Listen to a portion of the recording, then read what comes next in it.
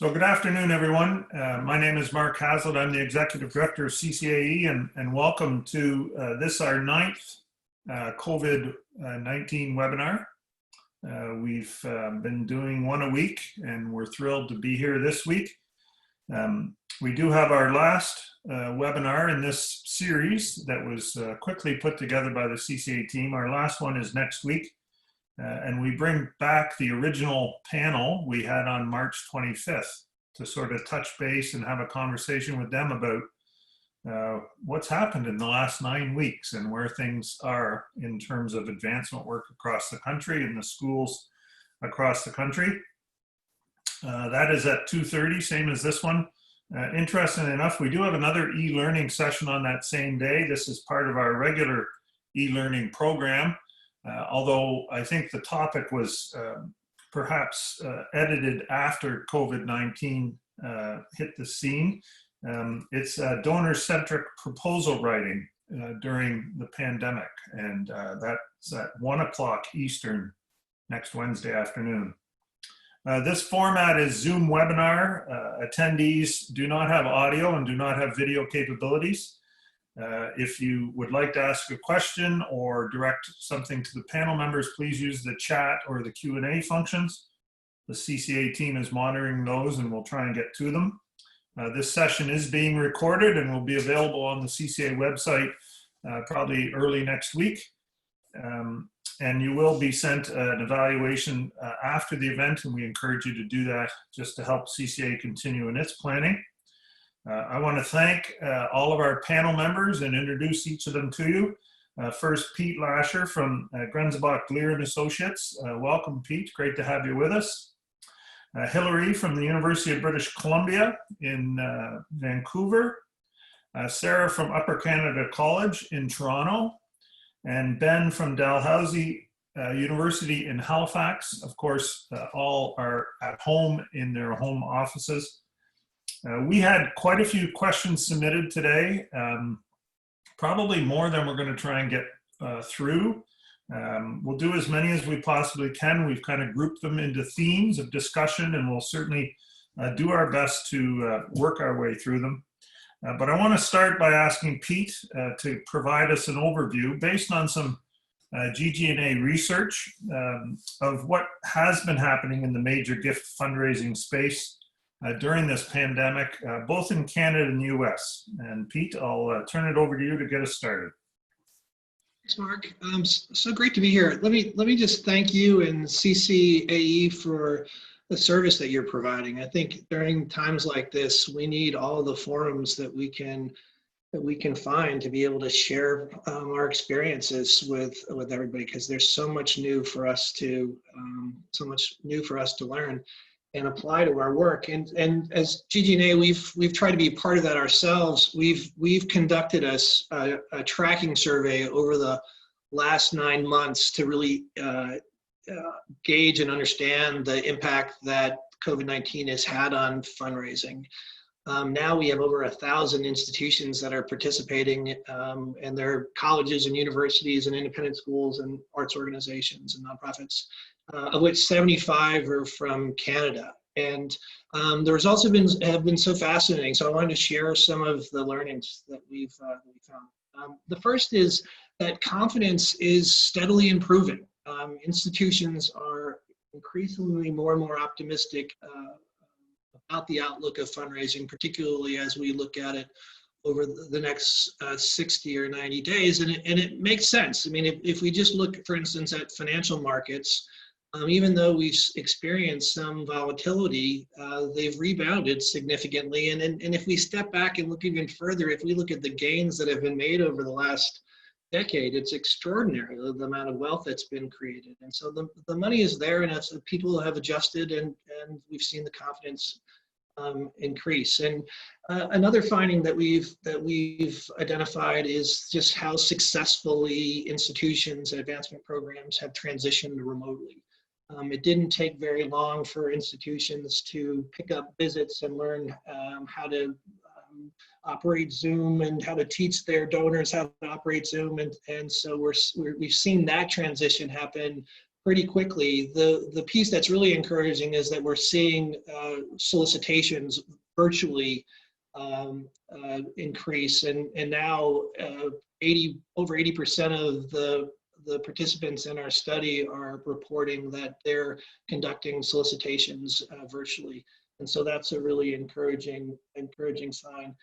Those institutions that are in campaigns have really not taken their feet off the accelerator. I think only 1% of participants have even paused or canceled campaigns. So they're moving ahead. We're seeing some who are having to adjust the dates of their public launches, and some that are considering extending the lengths of their campaigns. But they're just not. And some of them are adopting or focusing their priorities and objectives for the campaign, but nobody's letting up. And I think that's probably the most important takeaway from our work, is that fundraising is continuing, and it's important that it continues. Our institutions have never needed private support more than they do now. And one of the things I'd like to point people to is our CEO, John Glier, wrote a piece, and Mark, I'd be happy to share with everybody, about putting philanthropy in the context of the larger picture of how recessions have been impacted philanthropy.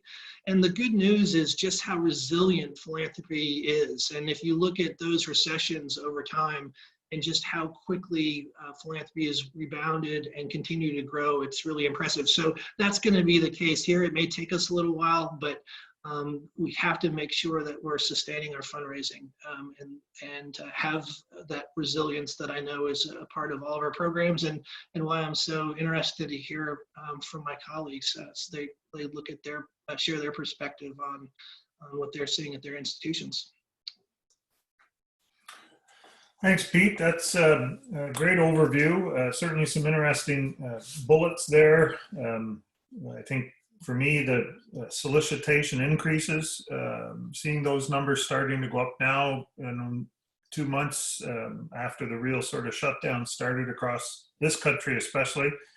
So I'm going to ask each of our panel members to comment on what Pete said. In terms of how he reported what's going on in the space, particularly how have each of you adapted your own programs to sustain some fundraising momentum. And we'll go from west to east, so we'll start with Hillary. Will give us some insights as to what's happening at the University of British Columbia. Hillary? Great, thank you, Mark, and thank you everyone for spending some time with us today to talk about this really important topic, and maintaining momentum around fundraising. And without a doubt, we are seeing much of what Pete has said, though, things are slowing down and there is a bit of a pause. And I just kind of want to put it in the context that work from home order is absolutely a disruption to the cornerstone of our business and the activity that comes with face-to-face work. And so I think, like all of you, we've been adapting with virtual meetings and more phone calls. But the positive piece of all of this is that it doesn't actually change the objective of major gift work, which is really personalized approaches and building relationships with those who are interested in having the relationships with the university. So we've kind of chunked ours down into, the last 10 weeks have been in crisis mode. And, what's been a really interesting opportunity for us is a shared experience. And that has allowed us to reach out to our closest friends and those that we haven't spoken to for a long time, and even new folks, to just talk about that shared experience. And so we have done a large series of care calls and emails, and it's truly allowed us to gently explore some very personal questions that we might not actually normally ask, how they're doing, how their family's doing, how their businesses are doing, how their finances are doing. I know what I have experienced when I've had these conversations myself with donors is they're more open than they've ever been in sharing some of this, again, because it is a shared experience. And then we're really using that information to try and inform what the next step is. So what hasn't changed, obviously, is the fact that major gift work requires a personalized approach. And this is a time for us to just kind of pause and make sure we're doing the right approach. Obviously, some of the changes we have made are around events and some of our communications, and also our expectation of our teams. I don't want to lose sight of the fact that when you are working from home, It is that you're working from home versus what you normally do in your office. And we are all experiencing what it's like to be at home with children. You know, I've learned I'm a terrible teacher's aide, but you know, you're at home with your kids, and you can't produce in the same way that you maybe could when you're in your office. And so just finding whatever tools we can to keep each other motivated and to try and make sure that we're focusing on what is most important, which is that donor conversation and connecting with the donors. I'm sure there's a lot more than that, but maybe I'll stop there, Mark. That's great, Hillary. I'm going to ask you one follow-up. The exploring new questions with prospects or even current donors. Who's initiating that piece of the conversation? Is that a donor revealing that then leads into a conversation, or are your officers asking things to probe and sort of pull out new information? Mainly it's our officers. We spend a lot of time, and again, I'll put it in context. I spend a lot of my time supporting at the presidential level a lot of our donor activity, but even with our officers, we have put a lot of kind of script work into place and how to actually have some of that conversation and what are some of the conversation or questions that you could ask. And reminding everyone not to be shy. It is a shared experience, and it's so public right now, what's happening with layoffs and finances and personal circumstances, to actually just obviously gently and respectfully go into that conversation, but not to be shy of it. And so we are finding people are a little more open than maybe they have been in the past. Okay, thanks. So now we'll go, again, moving west-east, we'll go to Sarah at Upper Canada College. What have you done to adapt things at UCC during these last couple of months? Sarah? Thanks, Mark and Hillary. I agree with everything that you said. I think for us, one of the things that was most important is actually coming back to what is it that we actually offer that's unique during this crisis. I mean, this is the biggest crisis of our generation. And I have to admit, as an independent school, a private school, you know, we asked ourselves, do we even have a role here? You know, how will people feel about philanthropy to our type of institution during this crisis? I think we asked ourselves those hard questions, inspired actually by Melinda Church from GG&A. If you're interested, the blog on the website is excellent. And she wrote an article early on called How to Innovate in the Midst of a Pandemic. And I think, you know, we really thought about that. So rather than just carry on business as usual, we've been trying to think about how can we do things differently, not just virtually, but also what do we offer in this period of time? And I think for UCC and probably for a lot of other independent schools, probably universities too, it came down to really community and connection and network and support. And that's really what people are craving, I think, right now. And so tapping into that and using strategies around connecting with people in different ways.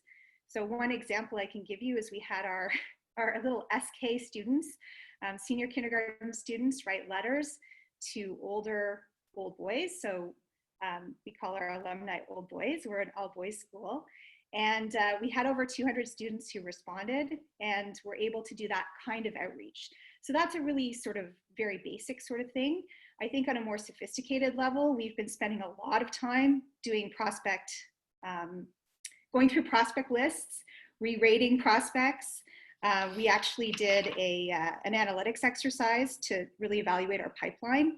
And so spending the time doing the research during this time has been really fruitful for us. Thanks, Sarah. I'm sure those old boys appreciated those notes. Very, very well done. And to the East Coast, Ben in Halifax at Dalhousie, how have things changed or been adapted there over the last couple of months? Sure, thanks, Mark, and thanks to everybody for viewing today. We went into, much like Hillary and Sarah have been discussing, we went into a work from home around March 13th, which is just a couple weeks before our fiscal year end. And the first week was, of course, just trying to get everybody set up and working and so on and so forth. But we decided as a team the second week that it was still very important that we check in on our donors and do a number of what Hillary referred to as care check-in calls.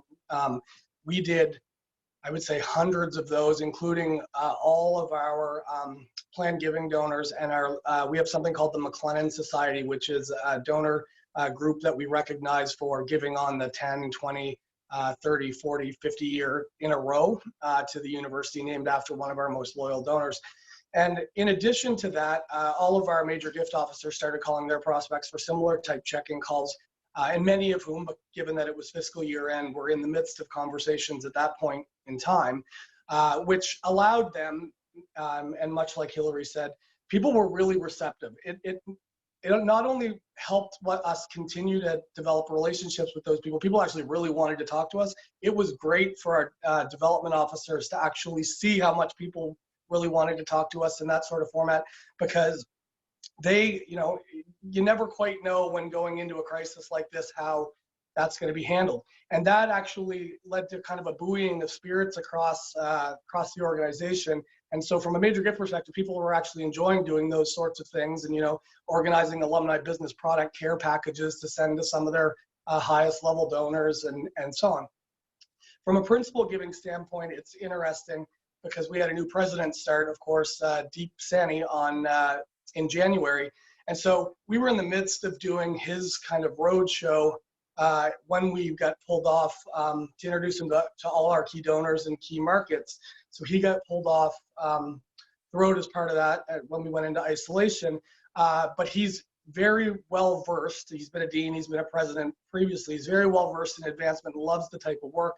So we've also been able to shift about 60 of those calls we have scheduled over the next while, shift those calls into either phone calls or video calls, depending upon what, with our key donors and supporters, depending on what format they're okay with, in order to actually introduce Deep to the community properly, like we had been trying to do previously. And that's resulted actually in some good successes as well.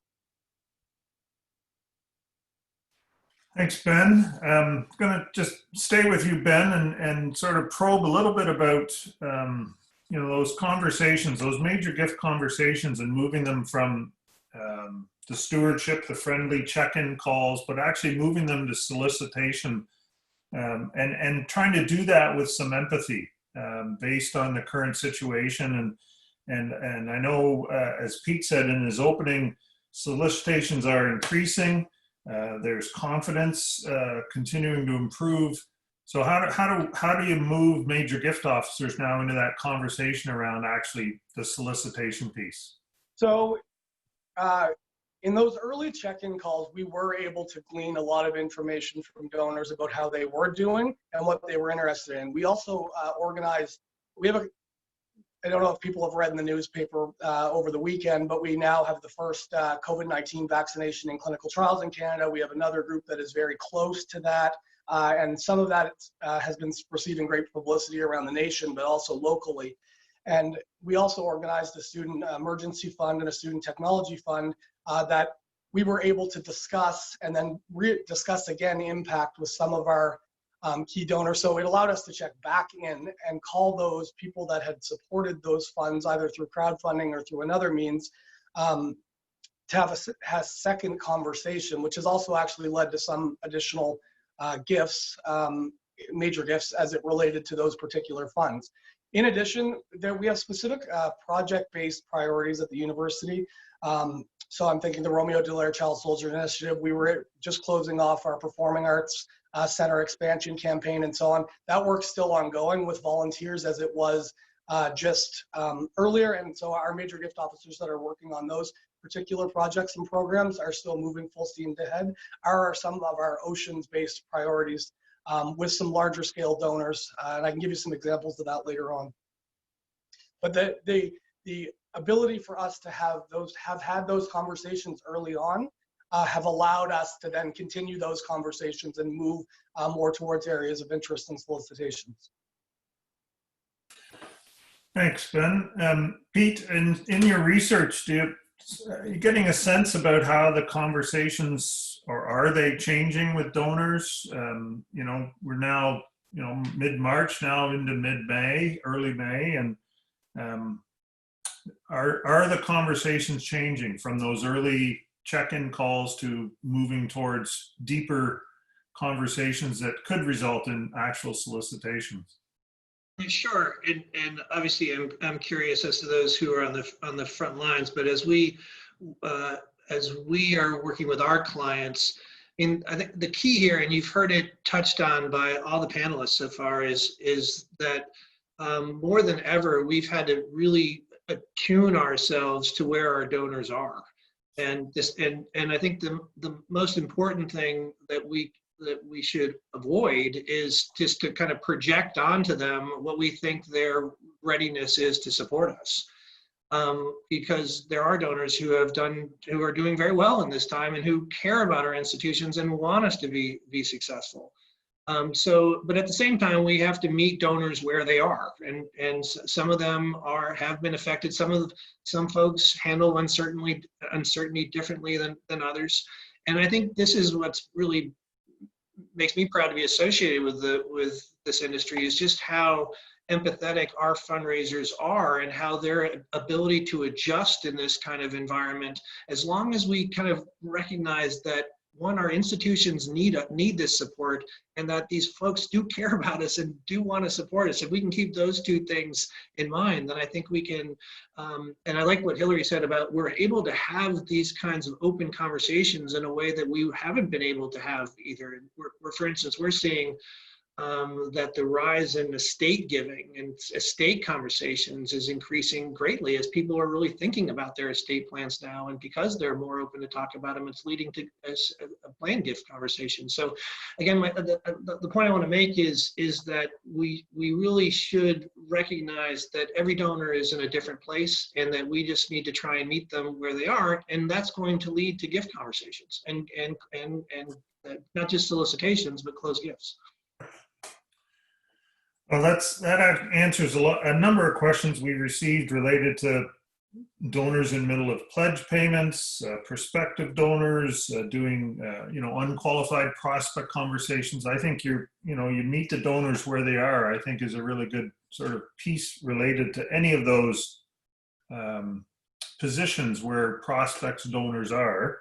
Well, Mark, and I'm greedy, Mark, because I want to be able to answer every one of your questions with just one pat answer. So I know. I feel like I've met my objective. Hillary, this is, how do we best design relationships that will outlast COVID-19? So now, we're talking, and I mean, everybody's reading about what may happen in the future. But what are steps are being done now to make these relationships outlast what we're currently experiencing? That is a really interesting question. I even like the term designing a relationship. I don't want this to sound too much like a pat answer, but I do think it's important to remind ourselves this is what our work always is.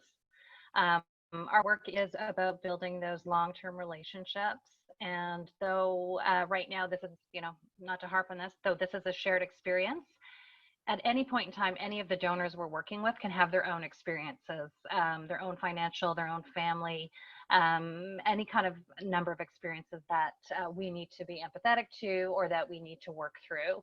And so I think in terms of designing it, one of the things that we are thinking about is how to take it maybe a little bit slower and adding a few more steps. So again, kind of going back to some of the earlier pieces around doing some of the face-to-face or, transitioning into major gift asks, where we might have traditionally just done a face-to-face meeting, had more people in the room and accomplished a lot with that time. Partly what we're thinking about now is how do you actually separate that out into a few more steps and baby steps, if you will. So, an example I can give you is we did actually have, and it reflects a lot of what Ben was saying, particularly at our principal gift level, is donors that we were already in conversations with. We're super delighted that we actually just continued with that conversation in March and April. We even had some feedback. Oh, I can't believe you made time for this. I thought you had so many other things going on. You wouldn't be able to actually think about it. So they felt very respected and noticed. And I think it kind of follows up on a bit of what Pete was saying, which is you didn't quite put it this way, Pete, but we have true needs, and the needs that we have around research and student relief are what's actually going to help drive people getting back to work, finding therapeutics and vaccines, and then actually helping students who are going to drive our future economy. So there's nothing to be embarrassed about. We really need people to come on this journey with us.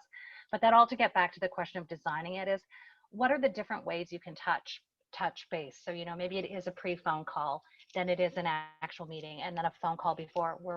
Once upon a time, we might have actually just done that as one big thing. So we're trying to spread it out over a period of time and making them slightly smaller steps.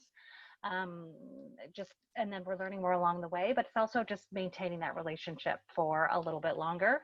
And then Mark, it is a really great question. What do we continue to do? And I think in some ways, some of that is the big question mark for us. You know, right now, I was sharing with others before we started today, BC is in its restart phase. And as of this past long weekend, you know, we've been given guidance that we can kind of grow our bubbles. And starting in June, people will be back to work to a certain degree. So technically, we can move back to some of the activities we've done before, but are people actually ready for it? And how are we going to handle it? So we are now moving out of crisis, moving into what that next phase is. So we've got to figure that phase out as well. But that's going to have an implication of what it looks like long term. And so I think we are still feeling our way through some of that. So I'm happy to hear other ideas and advice on how to do some of that. Thanks, Hillary. I think the different phases across the country have sort of got everybody working in a different kind of, you know, everybody's at a different level in terms of phases, and I'm not sure any of them are all equal in terms of what's being allowed in one province versus another province. Because, I mean, we're not moving anywhere anyways. So, Sarah, a little different in the independent school space. Most of your major gift prospects or donors are parents. I think at UCC you do have a pretty good group of alumni as well that support the school. But, you know, are any of these conversations different in the major gift space in the independent school world? I think, like what I said earlier, part of for us, we had to think a little bit more about sort of what our role was in this crisis. So I think that was something for me that's actually caused us to take a bit of a step back, and that's been helpful, you know, in terms of long-term changes. I think we will think about things a little bit differently, and we will think about how critical our community is and how, you know, we can best nurture that. And I think play that out to our donors in a much more direct way. I think also, we've also thought a lot about what a private school's role is in terms of public purpose. You know, there have been a lot of kids who haven't been able to have the same kind of opportunity of online learning, and you know, public schools just don't have the same kind of resources that we have. So we've talked a lot about what role could we play in, you know, in having a public purpose as well. We have a lot of alumni whose children don't attend independent school. You know, what can we do for them? What would be most beneficial? You know, they have kids and maybe they're needing some tips that we can offer. So we've been really thinking about our public purpose, which I think has been something that we think about, but that has really been brought to light with what's been happening. I think in terms of major gift conversations, like Hillary said, like Ben said, you know, people we have relationships with, it's been amazing. It's easy to talk to them. We know them quite well. It reinforces to me that this work is all about relationships. We all know that, but I think this has become even more important in this time when you can ask really personal questions. And so as has been said, we actually have probably garnered more information about where people are financially speaking and so on. I like the idea of multi-step solicitation. I think that's something that I would see as an innovation we will do more going forward. We've had more luck reaching people on Zoom calls. You know, a lot of our donors are business people. They're busy. Getting a meeting's tough. There's a sort of oftentimes you get a meeting, it gets canceled. You know, it can be 6 to 8 months before you even get to see someone face to face. But with Zoom, it's easy. They can hop on the call. I think one of the things we need to work on is our use of digital. We really don't use that at all in our solicitations, and we really should. Not only just because of this situation, but I think in general, being able to, you know, share something digital, like a fly through of a capital project, you know, those sorts of things we've tended to reserve for, you know, the big town hall or the big, you know, reveal. And I think we can use those better, in a much better way going forward. So we're thinking very hard about that. We have pushed through with a feasibility study. We've just completed it. And we had over 50 interviewees who, so out of the people we asked, only one declined. So I think, again, just to reinforce that idea that people are willing and ready to talk about your institution. And, you know, we contemplated whether it was the right time to do that, but we decided to go ahead, and I think we have some really good feedback.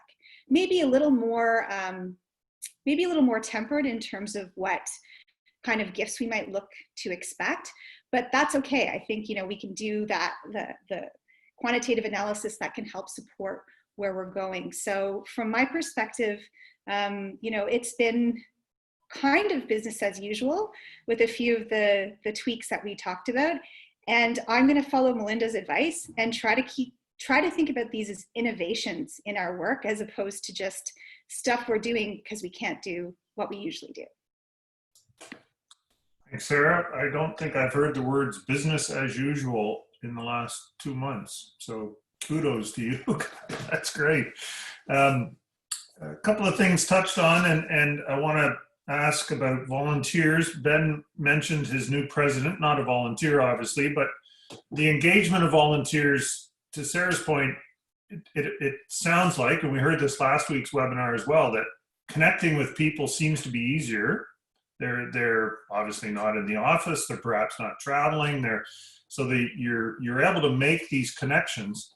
On the other side, are you able to engage volunteers, whether it's members of your board or a cabinet or whomever it is, into those calls in any way, if that's where you are in your process at your schools?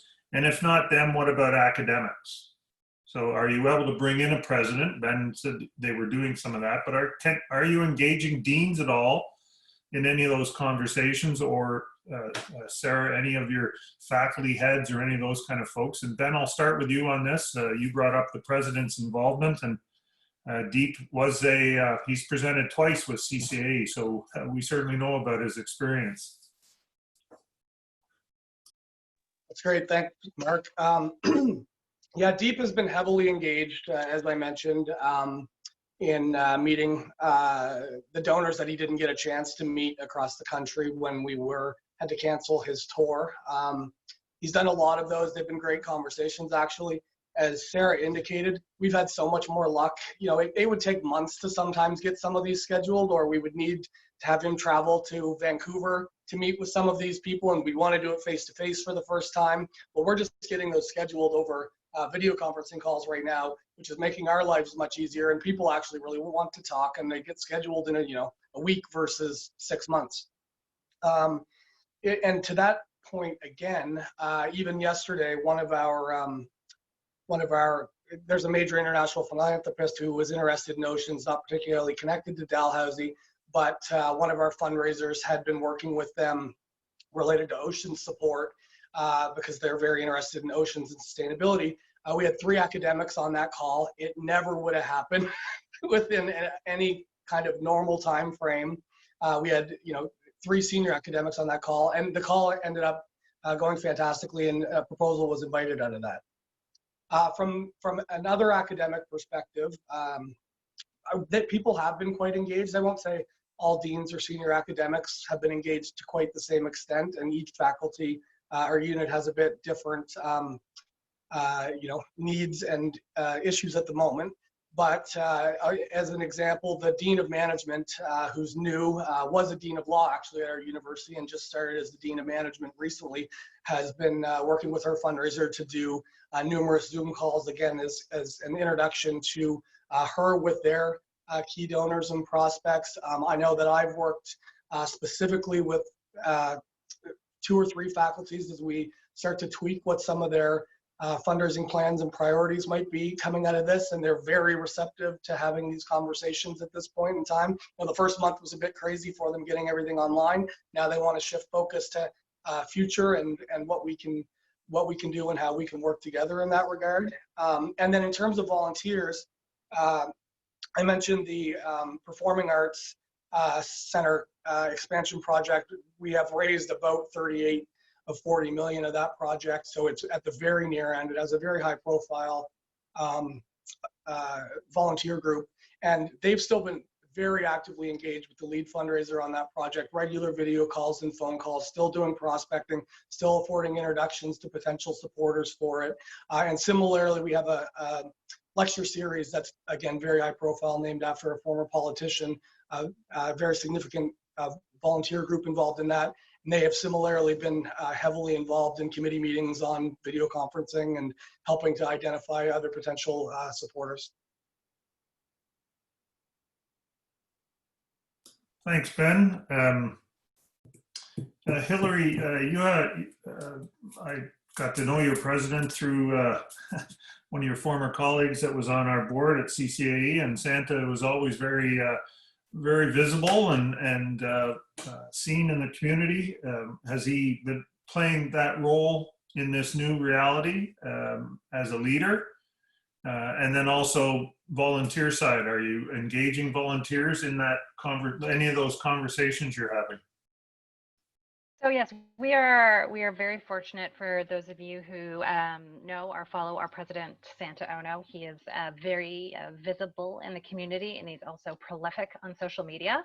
And so we are quite fortunate that we have a different number of platforms for which we can engage and also point donors to about what Santa's doing. So he has actually has done more phone calls, and we've been a little limited on Zoom, but we have done more phone calls and communication pieces from him personalized to donors than we ever have before. So I can honestly say exactly what Ben and Sarah are saying. And a lot of it is because things are getting booked way faster than they normally would. People are available.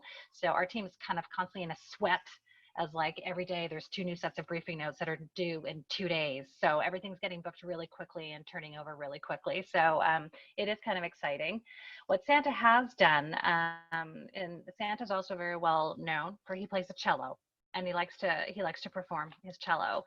And so he has been very active in the kind of Songs of Comfort series. And we have used some of that really nicely for some of our regional work, that Santa has actually recorded certain pieces that we're able to send to people within those regions and demographics. And some of them are quite personalized. He does do a video and a media post every Friday in a letter to the community. He has actually got and he's been very open about this. He actually has set up a video recording studio in his home. So he has also been doing lots of little donor vignettes when we've asked him, messages to donors, some of our fundraising around what we've called the President's Pandemic Recovery Initiative. That's around research and student aid. He's done little home segments for video into some of those pieces. So we are really fortunate, because that's also allowed us then to share some of that information with donors, to point them back to, here's what Santa is doing.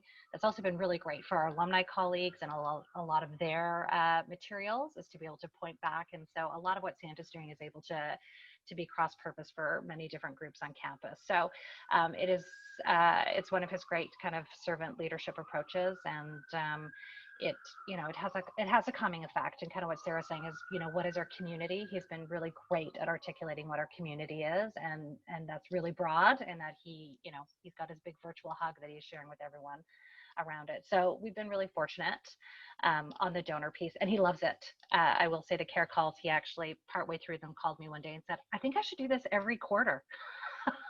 And my blood pressure went up, thinking, how are we possibly going to do all of that? But yes, it would be a great thing to do every quarter. They've been going so well. The volunteers is a little different in the sense that we don't actually have a lot of volunteer activity that are a lot of volunteers that we use in our major gift activity, a little bit more at the faculty levels. And so I honestly have to admit, I can't really answer that for them right at this moment. What we have found though around our President's Pandemic Recovery Initiative is that when Santa has shared it with individuals and some of our business community members, they have offered, and we don't normally have this, but they have offered to share it with their network. So we're finding it's kind of making its way out to broader and broader communities based on the feedback they're saying this is the right thing for the university to do, and we want to help you find funding for it. So that's been a little unusual. We've usually found that, you know, people in the business community or some of the individuals we talk to, they have their area of interest and that's all they're interested in. So this is broadened that a little bit. But kind of part of that, and Sarah, I loved what you said around the digital piece, is it is making us pause a little bit on some of the materials and how we've approached some of our work before with volunteers and others, that we have relied so much on paper and kind of on glossy pieces, and how we actually shift that, because you find yourself in a bit of an embarrassing situation when the donor asks for it, and the question becomes, well, how are we going to courier those papers to them? And well, we're not, because they're not going to courier it to their network. We have to find a much more elegant way and more current way to share some of this. So I think it is going to drive us in different ways with volunteers and with some of our donors. Thanks, Hillary. Pete, in your space with your clients, the involvement, the engagement of senior leadership or volunteers, the sort of next question from Hillary's and Ben's, how much time is the president or the leader giving to these? I mean, making calls quarterly is great. Everybody I've talked to over the last 8 weeks has talked about, you know, we're all making these calls, we're talking to donors, prospects, stewardship calls, you know, touch point calls. Does the president chime in for half of those, one of those, two? Like, what's the availability issue like? I think it's a great question, and as we all know, we have to adjust ourselves to our leaders and their comfort in doing these. I think what's important for us to recognize, and you know, when people ask me what's the biggest difference between Canadian approach to philanthropy and the approach in the States, one of the places I think there's so much best practice that goes on in Canada, but one place where I think the U.S. is ahead is with the way they leverage volunteers. And I think the important part of the shift, I think that I'd recommend for folks in Canada to consider is just how we think about communicating with our volunteers. It's often the case where we are, you know, bringing them together for meetings. There's a dog and pony show involved, and we're kind of blowing sunshine at them. When actually what volunteers appreciate most is when we come to them and say, listen, we don't have all the answers here. And we'd actually appreciate some added IQ helping us to think this through. And I think this particular time that we're in, the fact that we don't have all the answers is fine, and we should be open with that. And I think those presidents who, at least in my experience working with clients, who have sort of taken that approach of saying, here are some of the things that we're some of the things that we're wrestling with. How would you approach it in your business? They actually find the reciprocal happens. The business leader says, well, how should I think about it in my business? So there actually helps to build the relationship. But I think this opportunity we have to sort of see volunteers as part of the solution here, and knowing that there is, as colleagues have pointed out, that they're dying to help us. We just have to show them how they can help us, and that includes how we think about involving both academic and volunteer leaders in this continuum. I love the innovation that's happening here, which is we all realize the biggest issue we have in deploying our academic and volunteer leaderships is that they're busy people. And so the idea that once we get back to normal, we'll be able to mix personal visits with, you know, my favorite story right now is the Zoom bomb by faculty who join a one-on-one donor fundraiser meeting, and then suddenly the beneficiary of that professorship drops in out of nowhere and just thanks the donor for, hey, I just wanted to say thank you for all you've done. I just wanted to tell you what I'm doing right now. And then suddenly they're gone. So so the idea of being able to schedule that faculty member to go on the road with us to see that prospect is just we can think about it differently now. And I think that will free us. And so that's just one of the innovations that I hope will stay with us, because I think we'll be able to leverage our academic and volunteer leaderships in ways that we haven't. I think I like the idea of the Zoom bomb. May have to come up with a different name because it's, got kind of a negative connotation to it already, but dropping in a faculty member into a Zoom conversation, I think that's innovative. Put that on your list, Sarah. I think that's an interesting innovation that we might see come out of this in terms of a digital solution. I'm just going to shift. We're in the last 15 minutes. We've got we had some questions submitted about major gift officers, and we've touched a little bit on how those discussions have changed with donors. But there are some, how are you keeping your teams motivated? How are you keeping them focused on the task at hand? What are some of the mistakes that major gift officers could make right now with a prospect, given, again, working in this kind of space versus that I think, Hillary, you said this is a business about meeting face to face. It's a business about that relationship. And so now you're doing it virtually. What mistakes could folks make? Sarah, I'm going to start with you on this one, and then we'll go around the group. I can think of lots and lots that we may have made. I think, to be honest, if I bottom line it, it's just asking too soon. I think that's, again, this is sort of like regular fundraising, sort of knowledge, but I think it's probably more pronounced now just because, we're in a different scenario, and it's maybe harder to read people. It's harder to tell where they're at sometimes, as much as we're having those open conversations. I think that we just have to, from my perspective, if we focus on that deep cultivation and engagement, then we can't go wrong. We definitely have I've experienced it. I wouldn't say, by the way, I want to just add to reassure some people out there who might be feeling bad. We're not doing a ton of major gift asking right now. We're just not. I mean, we're in a quiet phase of a campaign, not even started the quiet phase. So we're perhaps fortunate about the timing. So we're mainly focused on annual giving at the moment. It makes things a bit of a different situation. Certainly with some of the very big prospects for the next campaign, we're having pretty detailed conversations, but I would say we're not doing a lot of asking right now. But what that does give us the opportunity to do is have, again, open conversations, know where they're at. So I think when the time is right for the ask, we're going to be really well prepared. They're not going to be surprised. Don't ask too soon would be probably my recommendation. And that's nothing to do with the crisis. It's nothing to do with the economic situation. As many have already mentioned, many people in that major gift category, yeah, sure, this probably affected them to some degree, but they still have quite a lot of capacity and still are interested in supporting your institutions. So I don't think that affects them in quite the same way, but certainly that feeling of maybe concern or worry or uncertainty, we need to make sure we take that into account. Thanks, Sarah. Ben, to you on your team and motivation and mistakes, or what are they doing really well? How are you managing your team?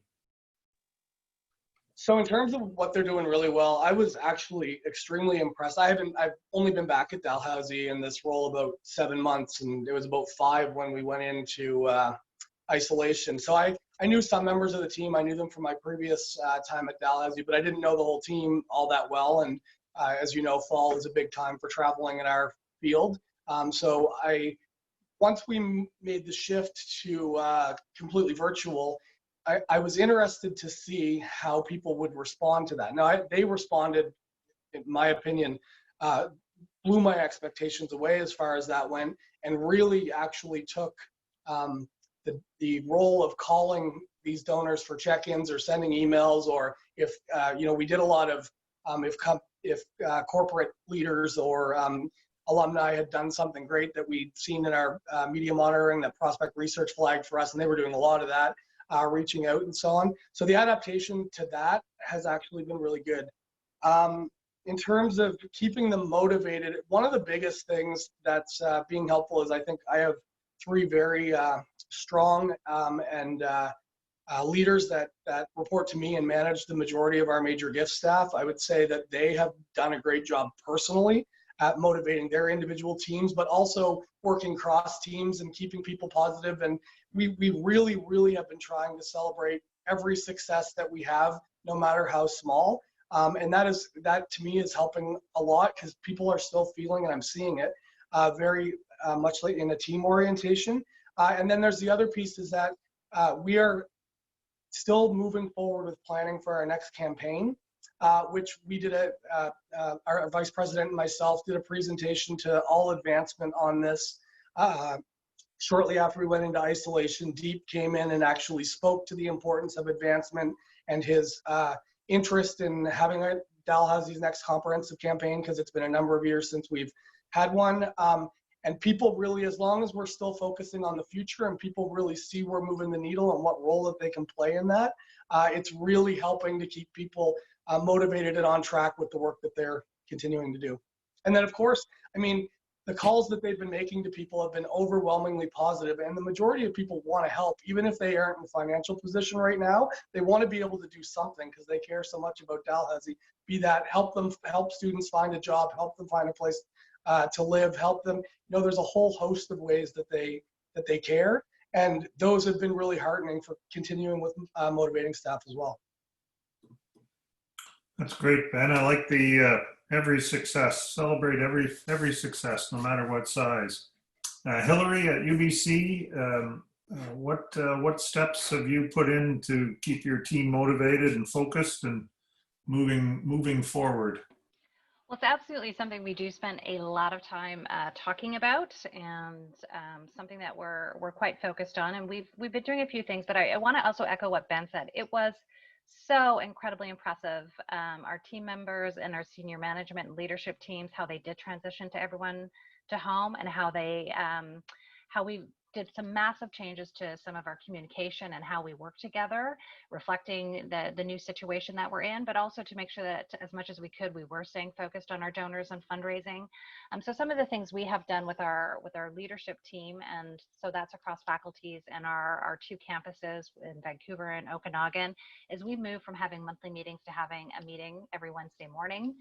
And a big piece on that is, besides talking about kind of the university updates and what's happening around COVID and the university, we've actually put time aside in those meetings to talk about fundraising during physical distancing. And it's a bit of a show and tell. And so we get a lot of information from each other, what's been working in some faculties, what's not been working, you know, kind of like Sarah, and you know, what's working, what's not working. We had a hilarious one where we all learned pretty early that, you know your audience, make sure the people you're talking to actually understand the technology. You know, we had an elderly or an aging couple with a dean who the dean and the fundraiser were actually on the Zoom, and they didn't like the idea about being on screen. So then they were just on the phone together, and there was all the static. And so, you know, it could have just been a phone call, but, you know, so going through some of that. So we've been sharing lots of different stories and ideas. And then also what's incredibly impressive, and this is pre-pandemic, but they've also been doing it more and more often. Our major gift officers have actually set up their own peer group that meet regularly. And so they've continued to do that. And they have been talking through their approaches, and they've been talking through how they're feeling. You know, I don't want to lose sight that in this situation, talking about team motivation is also being very considerate of everyone's mental health and how they're doing at home and their different circumstances that all play into their ability to come motivated and focused when they do find the time to be able to get to some of their donor work. So it's been really nice to see how they're caring for each other, and that a lot more time has been put into actually being connected. And that was a very intentional message we put out early in March when everyone went home. Is that's actually what we were hoping for everyone to do, is to figure out a way to stay connected with each other, not just with the donors, but actually look after each other. So we've had, you know, the teams have done all kinds of things with, you know, virtual happy hours and connections on Friday afternoons, and different teams coming together just so they have a chance to see others besides their own little team. And so I think some of that's going well, and said that we're transitioning into the next phase, so we're going to have to figure out how we go from here, and that motivation and the what are some of the tools and tricks that we can do to help people think more about their pipeline and stay focused on that is where we're starting to turn some of the conversation. Can I just add, Hillary, to that you know what, one of the things that I've noticed, I don't know if others have, but sometimes the format in which we're working is leading to a bit of micromanagement, or people being involved in things they were never involved in before. They're participating in calls, they're participating in meetings in a different way than they were. So one of the things that you know that I've experienced is to try to make sure we delegate to the right people and trust they're going to do their jobs. We've had to take a little bit of distance on that because some people were getting really involved in things that, you know, it's great, everyone's all on board, but you know, go back to, okay, whose job really is this to execute? I think that is something that I've found has been a bit challenging, and that's been important in terms of managing the team. Mark, maybe I could build on that too, just a little bit. I know our time is coming to an end, but this idea of supporting, learning together, sharing comparing notes, creating these kind of virtual forums for community where we're learning and bonding together is something I think we can really leverage. And I heard it in our colleagues. You know, but at the end of the day, it comes back to that the advice that I would give to fundraisers, which is always to ask permission. I think we really, as everyone has said, we have an opportunity to have more open conversations than we ever have. And that should allow us to put things onto the table and ask if we can have a conversation or pick up that conversation that we were talking about earlier. And it allows us to introduce philanthropy. And it may be the case that we want to talk about a gift they're going to make 9 months from now, but we shouldn't shy away necessarily from putting philanthropy into the conversation. As so many of the people on the call today said, we're learning so much, and people are, because of the circumstances, are being more open. And I think that's going to lead to gifts, but it's also going to lead to deepening these relationships as we get to know these people better. Thanks, Pete. We've got a couple of minutes left. We do have a question submitted, advice for virtual assessment calls. And I'll just throw that open. Pete, you're open off mute right now, so why don't you go first, and we'll quickly, this will be the last question. We'll go around and everybody can have a piece on virtual assessment calls. Sure, I'll be quick. So just two things. One is let's recognize people do have more time and they do care about our institution. So actually we have an opportunity to engage, and we're seeing with our clients to initiate conversations with people who weren't necessarily receptive to our outreach before. So let's recognize that there's that opportunity. But the one thing I will always say is that we have to think about how we introduce ourselves to people. And it's one of the things that I preach on all the time, is that if we're introducing ourselves, projecting onto someone, I am the assistant director at this school or this faculty, and you went to this faculty, therefore you should be interested in talking with me about this faculty, is not the way we should be thinking about it. We should be really reaching out to people and letting them to participate in a conversation about the future direction of our institutions. If we give them that forum, and often, as my colleague Melinda Church, who's been referenced a couple times today, as she would wrap this in a conversation about where our leadership is taking our institution and the importance of engaging a new set of stakeholders in that conversation, that's very different from our traditional outreach. And I think that COVID gives us this opportunity, because of the circumstances with our institutions are facing, to engage people in that conversation in ways that we haven't before. We'll go east to west. Ben, last word on virtual assessment calls. So I'm going to be quick too. I agree with what Pete said wholeheartedly. And also there are ways that we have had and others can have success in actually getting in the door to have some of these conversations, you know, utilizing volunteers, as we've talked a bit about previously, that know our donor base. In the cases of where academics have started, senior academics have started, we can utilize them particularly for higher level prospects. And you know, we can't be afraid to as Pete said, we can't be afraid to think that people are not going to be interested in our organization just because we haven't personally spoken with them before. They may love the institution, and we just haven't done the right amount of outreach, or we've been playing, travel tag with them for the better part of a year, and so on. And it allows us also the opportunity to talk about how we're adjusting and the good work that's still going on in the future plans for the institution. Thanks, Ben. Sarah, any comments on these virtual assessment calls that hasn't been made? No, I'm going to pass it on. Thanks. Hillary, to you for the last word.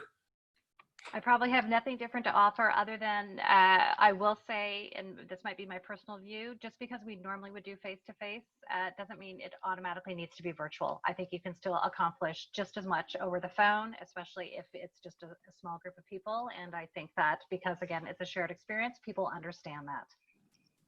That's great advice. I love my actual just phone calls. Yeah. Well, folks, I'm going to bring this to an end. This has been a fantastic conversation. We do have a couple of questions that were submitted, so we're going to get those out to the panel members. They'll give us their responses, and then we'll share back to the group. Again, this was recorded and will be available on the CCAE website. Next Wednesday, we have 2 webinars, actually both related to COVID-19. So the first at 1 o'clock, the second at 2:30, and then the CCAE annual general meeting event will be on June the 4th at 1 o'clock Eastern. Please register and plan to join us for that. Huge thanks to our 4 panel members for participating, and thanks to everybody else for joining, and please stay safe and stay healthy. Thanks, everyone. Thanks.